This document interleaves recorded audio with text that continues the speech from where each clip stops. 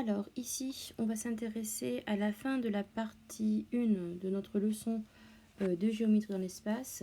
Je vous avais dit qu'on le reverrait plus tard ensemble en classe et du coup, on le revoit ici en vidéo ensemble. Donc, on n'avait pas vu la section d'une sphère. Alors, la section d'une sphère ou d'une boule par un plan est un Alors, on voit ici l'endroit où ça coupe. Je pense que c'est assez facile à imaginer et j'ai mis entre parenthèses un disque. On pourra utiliser le théorème de Pythagore pour calculer la longueur manquante. Alors souvent dans ce type d'exercice, on a un rayon à calculer ou une distance, ça dépend. Mais comme on n'a pas encore fait le chapitre sur la trigonométrie, j'en ai pas mis dans vos exercices puisque je me réserve cette partie-là pour revoir justement ces sections quand on fera la trigonométrie, puisqu'on utilise Pythagore ou la trigonométrie dans ce type de section très souvent. Alors, donc, complétons le mot manquant. Donc, vu que, entre parenthèses, c'est marqué un disque s'il s'agit d'une boule, eh bien, si c'est une sphère, bien sûr, c'est un cercle. Donc, vous mettez sur votre feuille de leçon le mot cercle. Je vais essayer d'écrire un petit peu plus lisiblement, mais ce n'est pas évident comme ça, à moitié à la verticale. Donc, cercle. Voilà.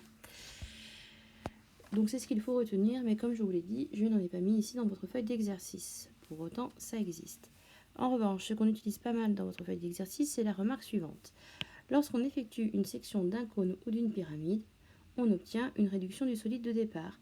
Donc là, par exemple, c'est la réduction, la section d'une pyramide à base hexagonale, de 4-6 côtés. Eh bien, si on a la pyramide de base ici et qu'on fait une section, on va obtenir une réduction comme ceci. Et pour faire un rappel par rapport à ce qu'on avait vu par exemple avec les homothéties, on peut imaginer une homothétie en 3D, on pourrait avoir un agrandissement, c'est le cas ici. Ou bien on peut imaginer qu'on a coupé cette grande pyramide une première fois, on obtient cette section, on recoupe ensuite et on obtient la toute petite. Et donc, un rappel de l'effet des agrandissements ou des réductions sur les longueurs. Donc la hauteur d'une pyramide, elle est multipliée par le coefficient k, ici un 5. L'aire de la base est multiplié par k au carré, donc ici 1,5 au carré.